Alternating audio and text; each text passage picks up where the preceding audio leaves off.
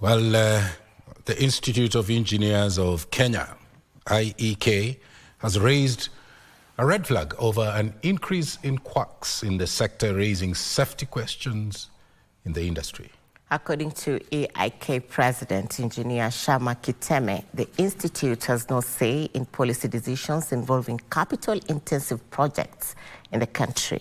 AIK is saying that there needs to be a convergence on policy implementation by all players in the sector to ensure integrity in the sector is not compromised. They spoke during the first Women Engineers Convention at Sawela Lodge in Naivasha, as reported by Lead Abdullahi.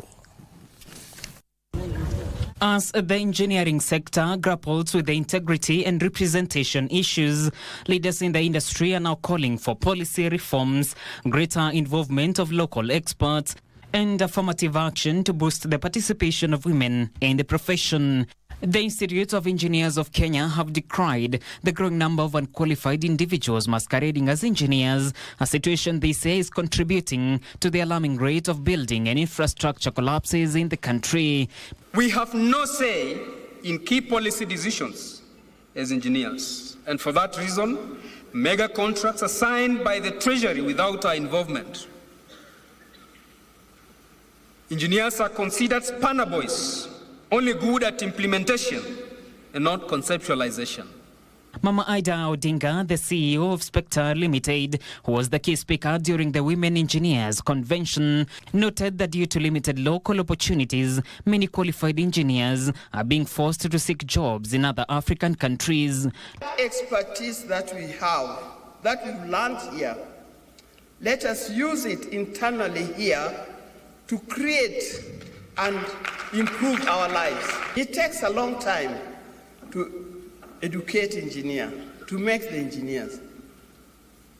Let's not export our brains. Let's use them here first. And when we are satisfied we have done everything we need, then we can export.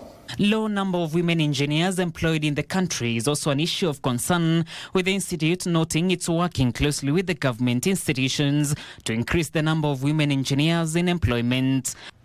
Women represent less than 20% of the engineering workforce in Kenya, and an even lower proportion in leadership and specialized technical roles. This is unacceptable. This comes as hundreds of engineers across the country decried increased marginalization in the construction industry, accusing major contractors of sidelining qualified professionals in favor of cheap, untrained and unlicensed workers. We want to champion the rights of the specialist contractor and make sure that they're not marginalized when they're doing projects, they're not left out of the conversation, and that they have a voice in the industry. That is why we are here today, and we look forward to making a difference and having an impact within the community that is construction in Kenya.